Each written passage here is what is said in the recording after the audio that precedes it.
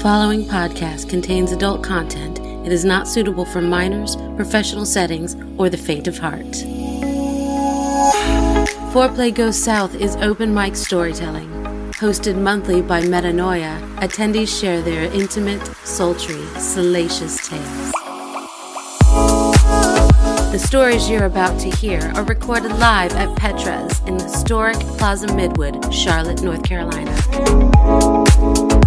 In this episode of Foreplay Goes South podcast, 4 storytellers share in the hilarity of embarrassing moments. Happy birthday.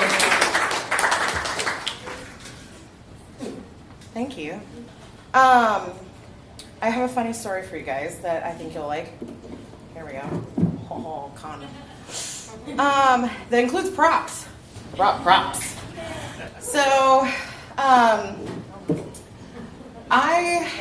if people that know me know, I'm someone who enjoys a lot of things. I like collecting kink things. I like shopping, makeup, all kinds of crazy stuff. So, I discovered right before quarantine that there was a place that sold like Amazon stuff out of like these bins that you could go do. And I was like, I want to go check that out. And then of course like COVID hits and it's like, screw your fun. So I was like, okay, can't do that now. So didn't really think about it again until someone I knew was like, oh, I went and checked out this place in like a different state. And I was like, oh, I wonder if that place is still open. I want to go. Checked. The one that had opened had closed.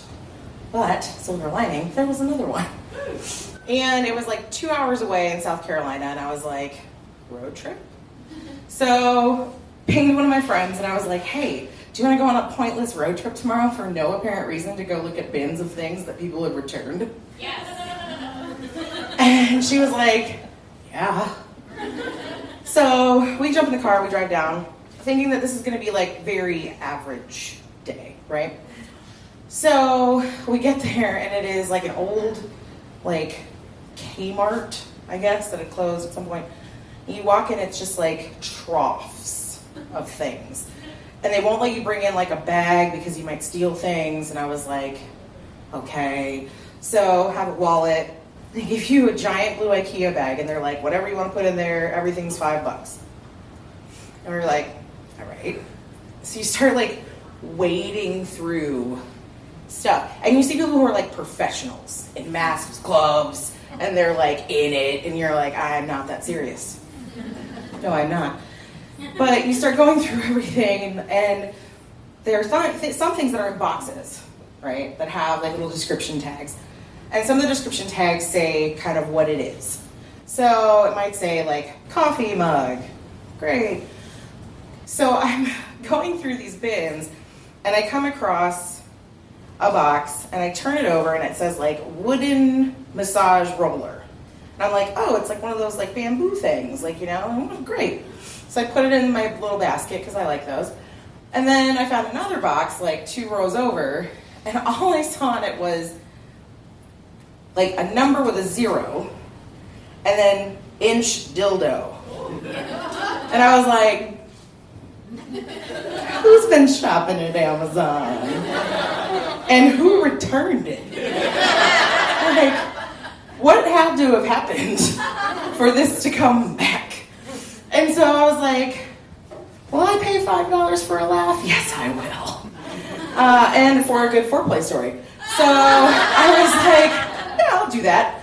So we get outside to the car and the wooden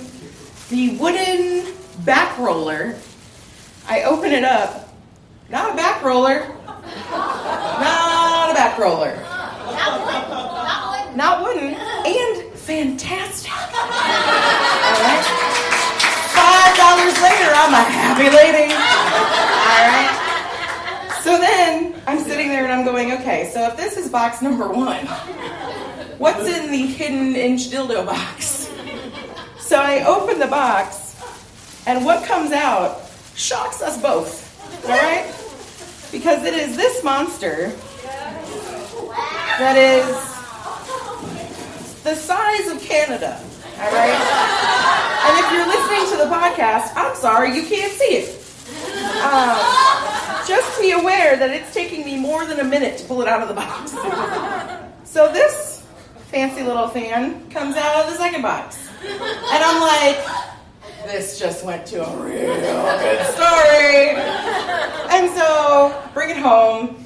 And I'm like, this is great. This is like, it's giant. And I'm like, it's just scary. Like, you know, it's a conversation starter. So, and the friend that was with me likes to use she has a double-ended dildo that she likes to use as an implement. And I was like, oh, I'm going to whack somebody with this.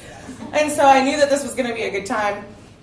Well, a couple of weeks later, we're at my house, and we're having like girls' night, and they're like, oh, do you know if it's body-safe silicone? Did you like check? I said, well, it didn't say on the box. They're like, well, you can flame test it. You ever lit a dildo on fire? Let me tell you, that is a Roman candle you want to try. So we set this dildo on fire. You can see the burn mark on the little volleyballs. And so obviously starts on fire, not body safe silicone because the oil's burned. So good note, not something I'm going to put in my body without something over it, or probably ever. Let's just be realistic. So I'm sitting there, and of course, what do you do when you've like set a dildo on fire in your sink? You wash it and you like set it to dry. So of course, that's my counter, right? I just leave it. I'm like, I live alone. Who cares, right? So next day rolls around by, and it fell off for anyone who's listening to the podcast because it's top heavy. So I wake up the next morning, and I'm in bed. It was a day that I didn't have to get up early for work, so I was sleeping in. My Greyhound is laying in there with me, and I, personally, don't sleep with clothes on. It's not my jam. I'm a very hot person. If you've ever stood next to me, I know your core body temperature went up about 6 degrees because mine's about 12 degrees higher than everyone else. So I'm sitting there, and I wake up and I'm kind of like, it sounds like they're doing like work. It's like there's construction. Nobody emailed me. And I start to like gradually wake up, and I'm like laying there and I hear like drilling sounds and stuff. And then I realize that's in my apartment. Oh my God. I didn't ask for maintenance. So my first instinct is like murderer. Because I'm the person who watches way too much ID channel. Okay, confessed ID channel addict, all right? So my first thought is murderer. So I reach under my bed for like a giant cosplay cane that I'm like, come in here, bitch. I will handle you. But then I think about it and I'm like, it's like 9:30. What murderer strikes at 9:30 in the morning? Probably not somebody that I need to be worried about. So I text one of the people in my building. I'm like, hey, is maintenance like in my apartment for something? And she said, well, I don't know. I don't think so. The fire, they were going to check the dryer things. I was like, no, that was yesterday. And I was like, I was sleeping, and there's someone in my maintenance closet, which is right next to my bedroom. And she's like, well, didn't they announce themselves when they came in? I was like, no, I was sleeping. Did not hear said person. Woke up to someone in my apartment. And she's like, oh no. And I was like, oh yes. Okay? Kool-Aid man, I'm not here for you. So I wait until he leaves. I find out later it is the maintenance guy. There was something wrong with my water heater, whatever. So, and he forgot to call me. But I walk out and I'm like, okay, maintenance guy's gone. I open up my little maintenance closet. And I'm like, okay, everything's good. And I turn around, and this monster is on my kitchen counter. On its own, hanging out. And I was like, that maintenance man's got a story. He might show up here. So, yeah, I was like, I want to send the wrong message. But maybe it's the right message. I don't know. So, either way, I didn't see him for a number of days, which I used to see him all the time. I think he was strategically avoiding me. And then when I did see him, he gave me a real big smile that I was like, I see you. I see you. I'm uncomfortable. I don't think we should do this. And so I paid $5 for a story, and he got one for free. Thank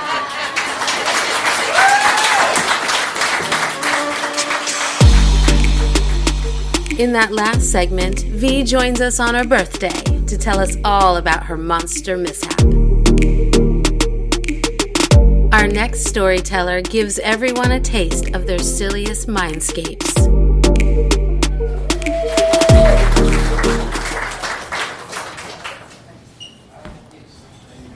Hello, I'm super nervous. Hi, super nervous. I'm dead. My role is primal prey, because when someone snatches me up by my scruff, it's just like, yes. And a lot of people, when they get to know me, they say, no, that's a brat. You're a brat. You're a brat. Or no, I just spew delightful bullshit all the time, to the point that my safe word is camping sex, because it's fucking intense. And the only time it's been used is I was in a scene and I was bound and we were doing impact play and my dom hits me hard and I'm reacting. And he says, do you want to use your safe word? And I said, no. And he said, are you sure? Yes. And then he hits me harder and says, do you want to say camping sex now? And I said, no. And he hits me even harder and says, do you want to say camping sex now? And I said, no. And then he hits me even harder and starts laughing and says, I need a minute. But also, I have a partner, and he's like, he's amazing. Delightful, like primal energy, like, oh, yes. And there was one time we were together, we had like, I don't know, like 2 hours of foreplay leading up to this moment. And he's fingering me, and I start saying his name. Nick, Nick, Nick, Nick, Nick. And right when I'm on the brink of squirting, my brain goes, Nickelodeon. I still squirted though. Thank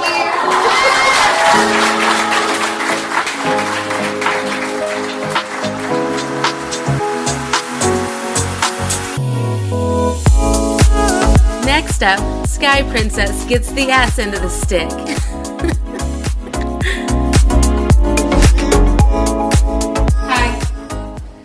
My second time up here. Woo! I would sit down, but hard surfaces hurt my ass right now. Woo! Really? Tell us more. That's what my story's about.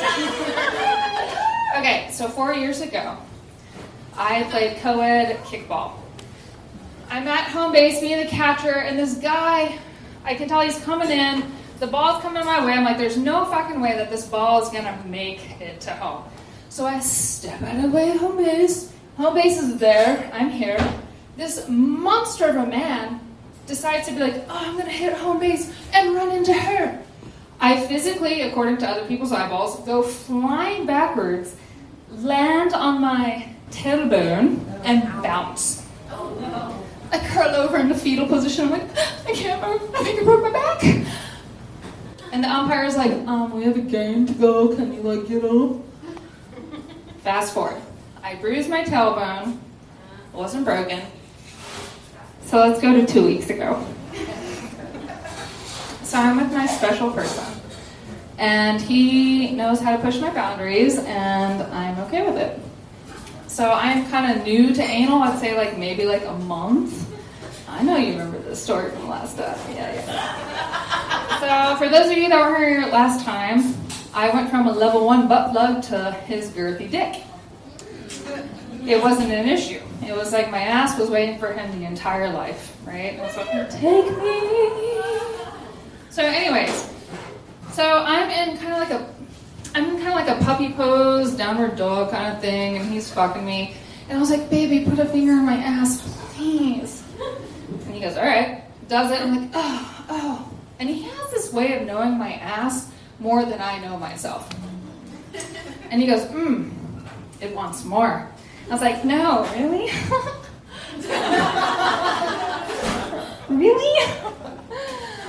what do you want to do? He goes, hang on. Stay in that position. Don't move. So I'm here in puppy pose, I'm like this. And all of a sudden I like peer backwards. And here comes this pink dildo flying at me. It's a little smaller. It's like half the size, I'm just going to be honest. And I was like, what are you going to do with that? And he goes, we're going to DP you. I've never done like a full DP. And I was scared. I was like, I don't know if my butt wants that. And he's like, your butt wants it. And I was like, well, you know my ass better than I. Which is true. I don't trust my ass. He trusts my ass. I trust him. So he slowly works it in there. And I don't know if this is just me. Like, I want an honest opinion right now. I've only done anal maybe 5 or 6 times. Like, fully, like, where you put it in there. It's like, oh, Jesus. But it feels like somebody is lighting a match on fire on my ass. And I get so dramatic. I'm like, oh, it's like somebody put a cinnamon stick on my butthole. Oh, I need a minute. And I physically almost cry because it's so painful. I'm a dramatic drama queen. And then after that, I'm like, proceed. And I don't understand it. Everything is fine. After that, it's like, success. So he puts it in there, I'm like, deeper. And he's like, okay. Bloop, bloop. This is with the dildo, right? The hot pink dildo, like the hot pink dildo. Bloop. Puts it all the way, and I was like, is it all the way in there? And he goes, yeah. And so he goes, it's time. Puts his dick in my vagina, has the dildo in there. I'm like, oh shit, this is a real thing. I'm getting DP'd right now for the first official time. So I'm still in like we're gonna call it like doggy puppy pose. I keep going in and out of child's pose. And I'm like, oh, surrender. And then I'm like, oh, it hurts. Oh, surrender. Oh, this feels good.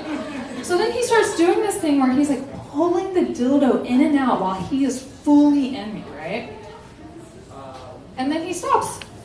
And I realize, oh shit, I like that. Don't stop. Do it again. And so he starts going, and then I kind of forgot to tell something important. I have a wand on my clit. His girthy dick in my vagina. And then this dildo in my ass. And I'm like,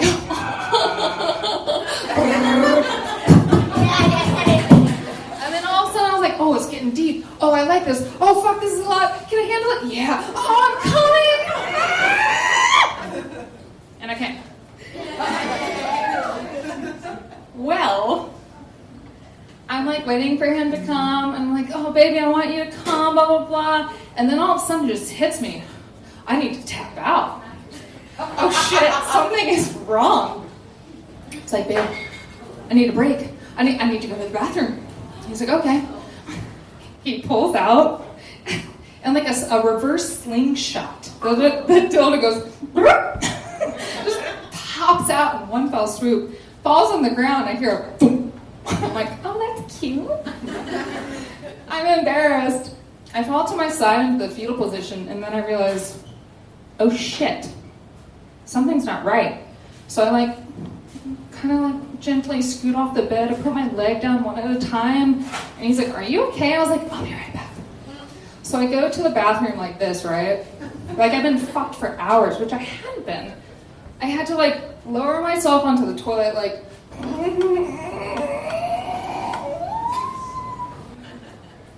and I pee. I was like, something's wrong. I stand up, and I realize my tailbone feels like it has been bruised like the day that I got knocked over by that fucking asshole on the co-ed kickball team.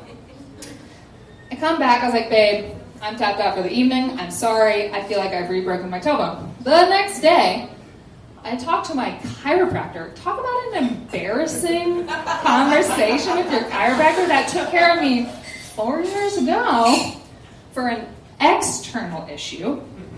And I said, Kylie, this is really weird, but I have a question, so I'm just going to tell you. I was getting DP'd by my man, and this happened, and this and that, and now I can't walk. Is there a chance that I could actually reignite my tailbone injury from 4 years ago?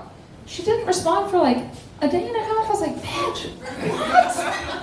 I'm being vulnerable. And then she comes back with all this stuff about like internal tailbone injuries from external injuries. I'm like, oh yeah, girl, it's totally possible. Like, gave me all these like pelvic floor exercises to like really get that going. She goes, don't squeeze your butt cheeks for like a week. And so that was really embarrassing. And that was about like 2 weeks ago. And like just squeezing my butt cheeks right now kind of hurts. But that is my story. It is okay. I got DP'd and it ignited my tailbone injury, but it was worth it.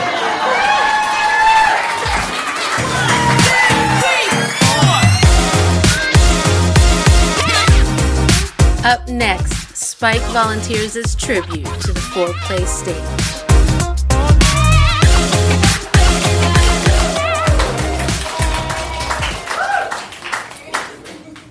All right, so the mention of Twilight earlier prompted this one. I have a similar late 2000s, early 2010s movie story. So I was in high school at the time, and I have been raised to cook very well. I've cooked my entire life. It's just something that I've always done.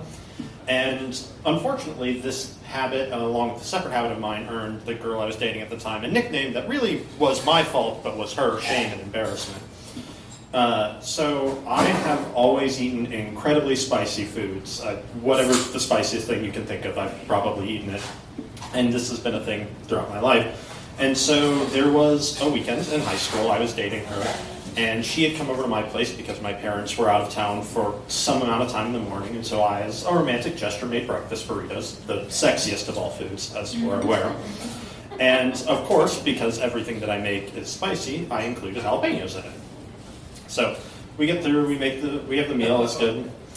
And we go downstairs, and we're in my bedroom on my very sexy, again, in the basement, twin-size bed. We're really making full use of the very limited space. And things are heating up, shirts are coming off, pants are coming off. And then things start getting a little bit hotter, and she starts getting a little bit redder, and she's like, did you wash your hands? And I'm like, yes. And she's like, are you sure you washed your hands? And I'm like, no. And she pops up off the bed, sprints to the bathroom, and is now shouting at me to get milk so that we can remedy this very immediate problem that she has.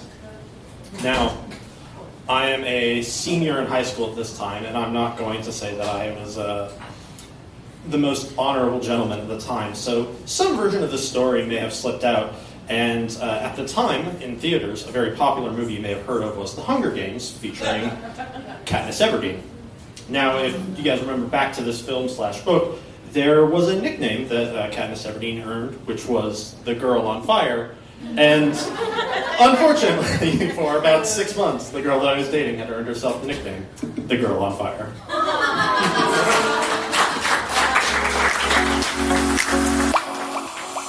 This episode of Foreplay Goes South podcast was recorded and produced by event host and podcast creator Metanoia. These stories are recorded live every third Tuesday of the month at Petra's in Charlotte, North Carolina. Catch our next live event on October 16th. For more information about Foreplay Goes South, follow us at ForePlayGS on Facebook, FetLife, Instagram, and Twitter.